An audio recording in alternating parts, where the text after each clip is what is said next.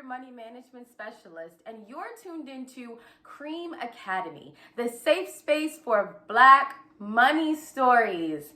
It's been quite a while since I last spoke to you all. I miss you, like really in my heart, my soul. We have some exciting new guests, stories, and topics to cover for season 2. But first, I think we need a little refresher on what we covered in season 1. What do you think? Yes? No? Fantastic. Let's get to it after the commercial break.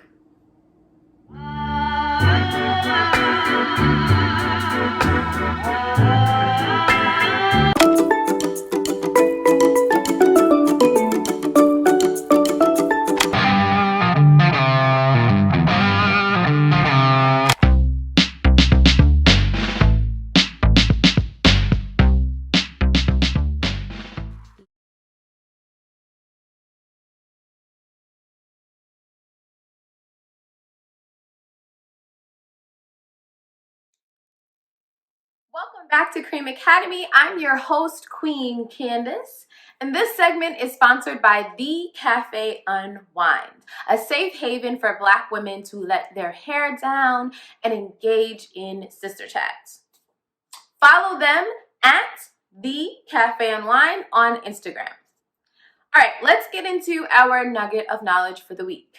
Last season, we investigated what the money mind, money management, and financial psychology are at its core. So I'd like to highlight the money script specifically for all of you just tuning in for the first time, and just for, us to get a little bit more engaged in the conversation and remembering all the great things we covered. So hey, hello. And we will get into these money scripts. So money scripts are underlying assumptions or beliefs about money that are only partially true. They're often developed in childhood and unconsciously follow you throughout adulthood and are derived from what the field calls financial flashpoints. And these are just really early life events or series of events associated with money that is so powerful, they leave a lasting imprint. It's passed down from generation to generation within families, cultures, and it really shapes your financial behaviors. So unless dealt with, it becomes highly resistant to change. So it's hard to get out of the habit, and it's hard to unlearn, what we feel and associate with money, right? So it is gender neutral and associated with net worth, income, credit card debt, socioeconomic status in childhood, and an abundance of other things. Now, there are 4 categories of money scripts. There's money avoidance, money worship, money status, and lastly, money vigilance, which is really the good one that you want to be at, right? So let's define those terms really quick. People with money avoidances systematically avoid dealing with their money while rejecting personal responsibility for their financial health. Those with a money worship, money script believe an increased income will be the solution of all their problems, right? While people with money status, money scripts are concerned with the notion that their self-worth equals their net worth. And finally, those with money vigilance tend to be watchful, alert, and concerned about their finances, sometimes to their detriment, but we'll get into that a little bit later. Y'all as excited as I am to review the money scripts and see a few of our season 1 guests again? Yeah? Yeah, me too. So stay tuned after the commercial break.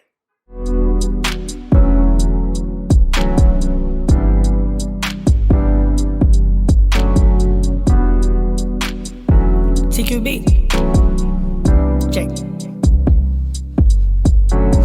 We gon' get your money right. We gon' need your mind. Building things, hopes and dreams, one step at a time. It's the Queen Blueprint. Welcome to the movement. Cash rules everything around me. C.R.E.A.M Academy. Everything you wanna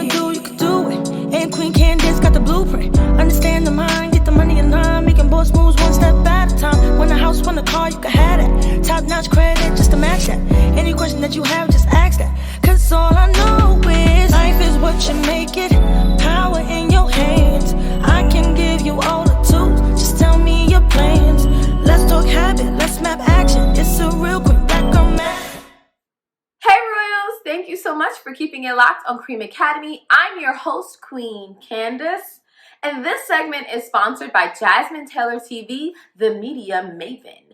Tune into her radio show, Jasmine's Got the Juice, and follow her at Jasmine Taylor TV. So we're getting right back into the swing of things, recapping what we learned from last season, money scripts, right? Now, remember, we were in the thick of the pandemic, so everything was shot virtually. But I think the message came across smoothly. So let's take a deeper look at money avoidance and what Magos had to say about it. One more time. What has been your experience with avoiding your finances? From high school, that has kind of always been me, where if I'm dealing with a situation where I don't have enough money to maybe pay someone back, so like debt, or there's something that I really need to buy and I've been avoiding it. For example, I remember having to buy a uniform for school.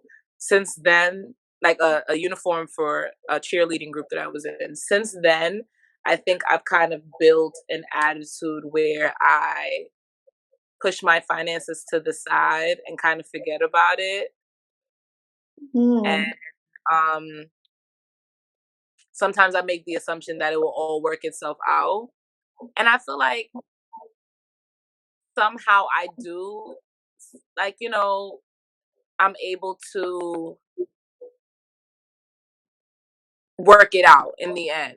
But I've always been a person who kind of like puts my finances on the back burner. Yeah. So like how has that affected I guess like how you see careers, how you see entrepreneurship, like with putting the financial aspect all the way on the back burner? So, okay. As I said in the beginning, Cafe and Wine sort of helped me to build experiences where I'll throw events and maybe I'll sell things in the store, which I'm about to start doing. And this is like one aspect where I cannot just overlook finances. So this is allowing me to be a little bit more disciplined. But at the same time, I'm learning through all of this, like as far as like building inventory and really learning about the money and building profit from everything that I'm doing. I'm learning that it has to be in sort of like a linear structure sort of way. And that's how I've been trying to live my life as far as looking at finances. But I guess just the direction aspect is always hard when it comes to like looking at finances and keeping everything structured. That has always been something that I struggled with. Honestly, that was one of my favorite season 1 episodes because it was so raw and Magos was so honest. Moving on to the next money script, money worship. So we spoke to C.R.E.A.M about how her thoughts on how it affects her dating. Let's take a look. So, folks also tend to feel like they need to spend money to show others love when they have this kind of money script. So, would you say you connect with the gift giving love language? I would say I could connect with it, as in I feel like it's a part of everyone's love language a little bit, because when you genuinely like someone or love someone, you think about them, you know, even when it comes to the small things, like, hey, I was at the store, oh, I seen your favorite, bag of chips or your favorite candy and I just got it for you. Or, hey, I was at the mall and I see something that will look really good on you, so I got it for you. I think we all like gifts. Those are like little exchanges of, I was thinking about you. And I don't feel like it's mandatory, but I feel like it's definitely necessary to show your partner some love. Okay. But you can't let it break the bank. You can't let it hurt your pockets. Oh, that's major key. Major key. So, what would you say, like, in a dating experience and how you've been dating, how does your money script, your money worship, money script play a role in that? Oh, yeah. I would say definitely, in the beginning stages of entrepreneurship, you definitely have to have someone who's understanding, who understands worth ethic and knows that you're striving for a certain goal and they have to want to support you in that goal. So it's going to be a lot of, late nights. There were definitely for me, um, you know, um, a lot of times where I couldn't go out. If my partner wanted to, hey, like let's go out. Sometimes you get surprises for like dinner and date nights, and it's just like I'm sorry I can't. Like I have a certain amount of work that I have to do by tonight, and then I gotta get up early tomorrow. So that definitely comes with that. I feel like yeah, you just have to have someone that's understanding and supporting. And how has that affected you in terms of your family life, like having a very healthy work-life balance? In the beginning, it's definitely hard for you to find that balance.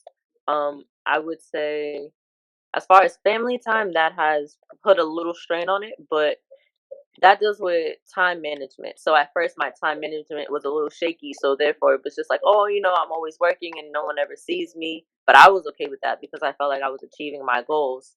But then after a couple of months of doing that, I realized, okay, like I don't have a social life. I don't see my family. I'm always tired. Like, so then I realized, okay, hey, we have to have a system that's going to allow us to prioritize what's important. And just as much as my business is important, so is my family. Family is like second. Well, God comes first, but family second. You gotta make sure the family is good because what's the point in putting in all this work and then getting all the money and now your family doesn't, support you because they feel like you neglect them and other problems that can arise out of that. So in my experience, I've definitely had to learn to set that time aside. So on the days off that I do plan for myself, I make sure I spend that with family and friends. That's lovely. Little rough on the sound there, but you can see just how deep a role your money script plays in your life, right? So the last two money scripts, we weren't able to grab guests to represent them, but we explored them nonetheless. So money status is a difficult money script to cop to, honestly, because listen to what it says, money status, right? But let's hear how eloquently I described it. Candace, and today we're tackling the most hindering money script in the Black community, money status. Let's get a clear understanding of what money status is exactly. They are concerned with the notion that their self-worth equals their net worth, right? We spoke about that in segment 1. They believe money literally gives them status. They relate money to their socioeconomic status, class. They feel like they always need to have the next new big ticket item. And I know you guys are ready for my spender profiles that I have been promising, but we're not going to get into that in season 1. It's a little deep. That's more like season 2, season 3-ish, I'm thinking. I don't know yet. I haven't decided. But we will share and get into those very, very soon. So they're interested in the outward display of their wealth to others. Now, this is major key. So I want you to hold on to that line for me. They're most likely young, single, less educated than their peers. Notice the verbiage here, because it's not by accident. I'm not saying that anyone is stupid. I'm not saying that anyone is dumb, but less educated. We're not here to make anyone feel less than. I'm literally taking this from the financial therapy textbook itself, right? So this is the verbiage that they use. They most likely have lower levels of net worth, grew up in lower socioeconomic classes, and are materialistic. Interestingly enough, they also tend to lie to their spouses about their spending. We see you out there. We see you. We see you. So people with this money script often suffer from lower levels of self-actualization, vitality, and happiness. What does that mean? So self-actualization is the realization or fulfillment of one's talents and potential. When you have achieved self-actualization, you're more open to many possibilities instead of being closed-minded and headstrong about there only being one option. They tend to accept themselves and others as they are and don't force their views of how they or anyone else should be.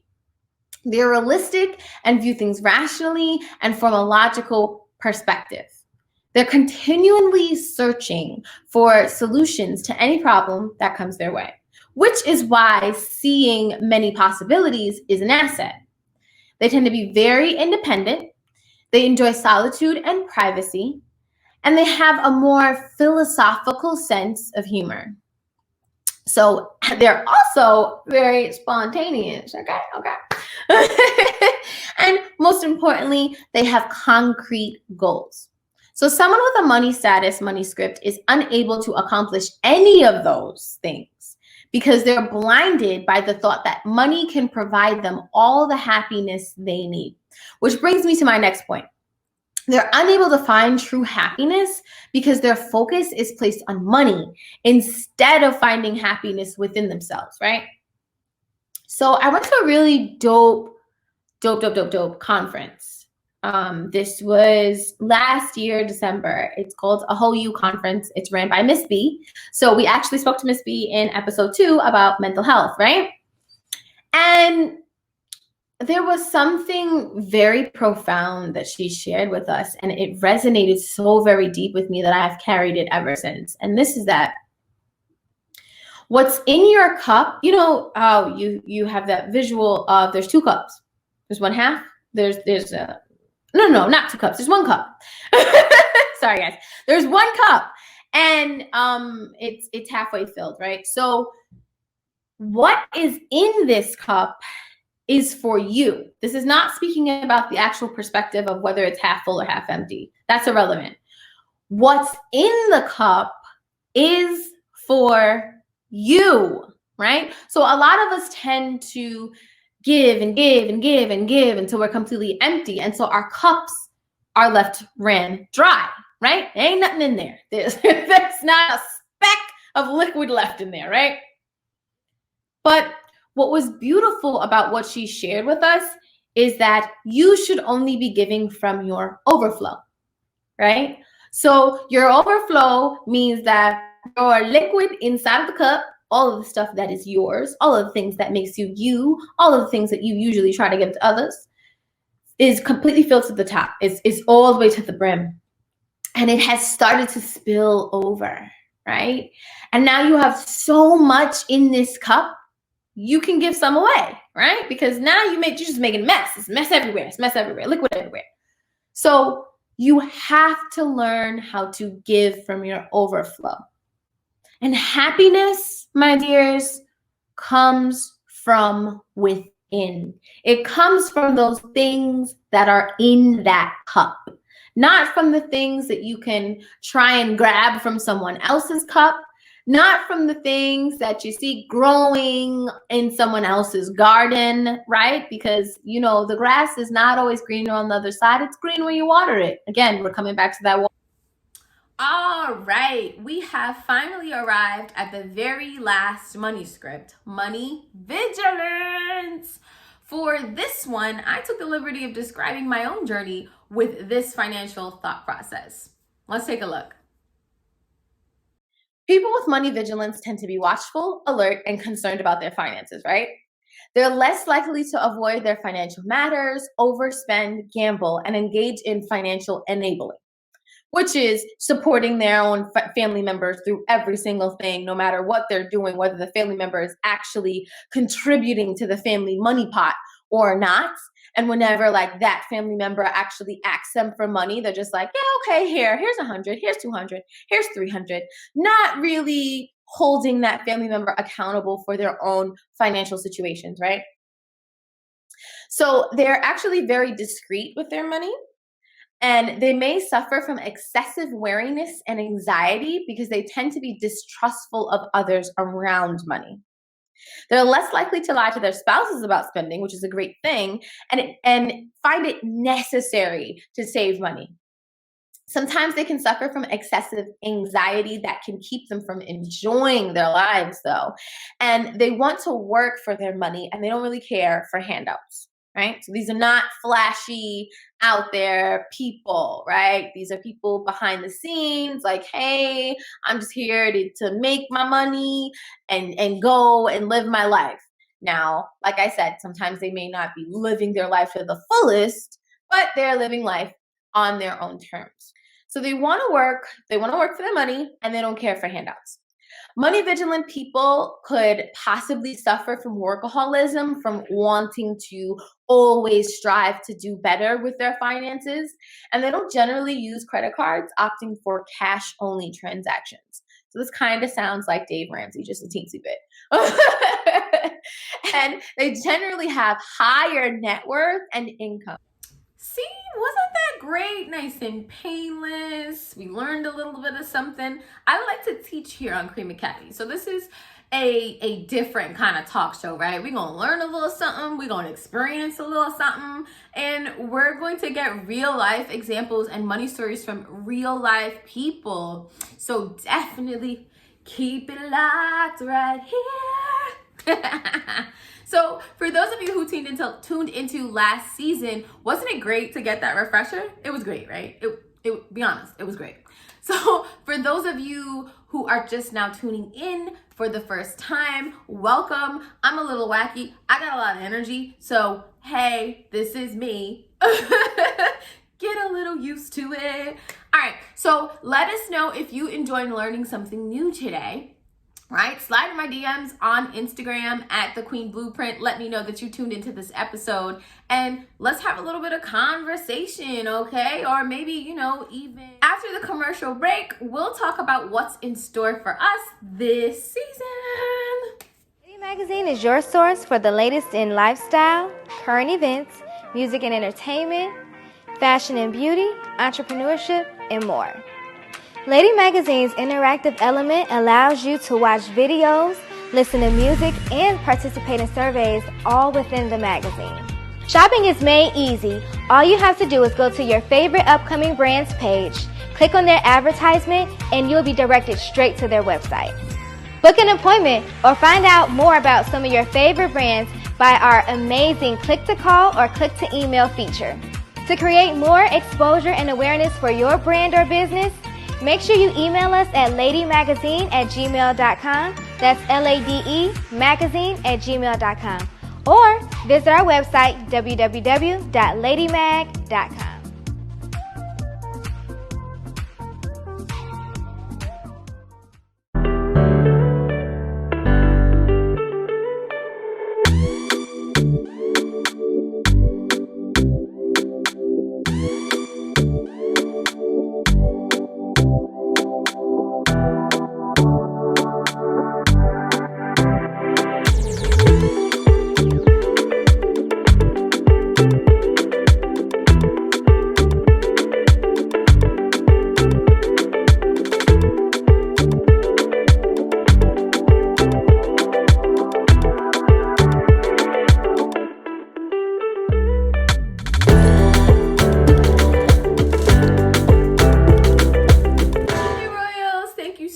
For joining us on C.R.E.A.M Academy. I'm your host, Queen Candace, and this segment is sponsored by Miss Jerisa Sass, your benevolent and sassy mentor who teaches you how to live life beyond your trauma.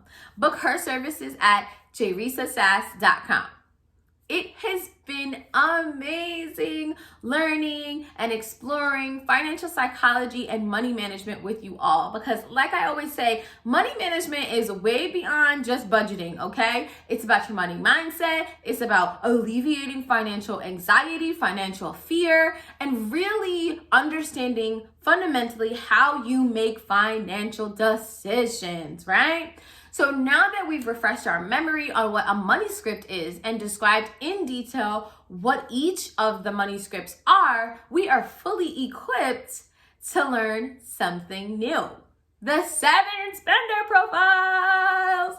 I know that I promised you guys that I would get into these, and we have arrived at the point in time where it's time to learn them.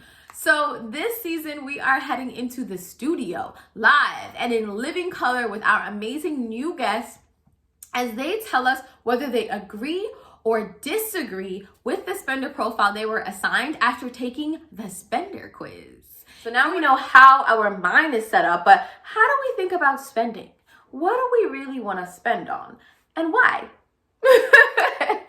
So Royals, it's time for me to head out. But remember, your story is the key to unlocking financial healing in our culture. If I decided not to, or my amazing guests decided not to share our money stories, so many people would not know there's a light at the end of the tunnel. So please, share it with me, and let's work on changing the narrative together by going to www.queenblueprinttv.com and following me on Instagram at @thequeenblueprint.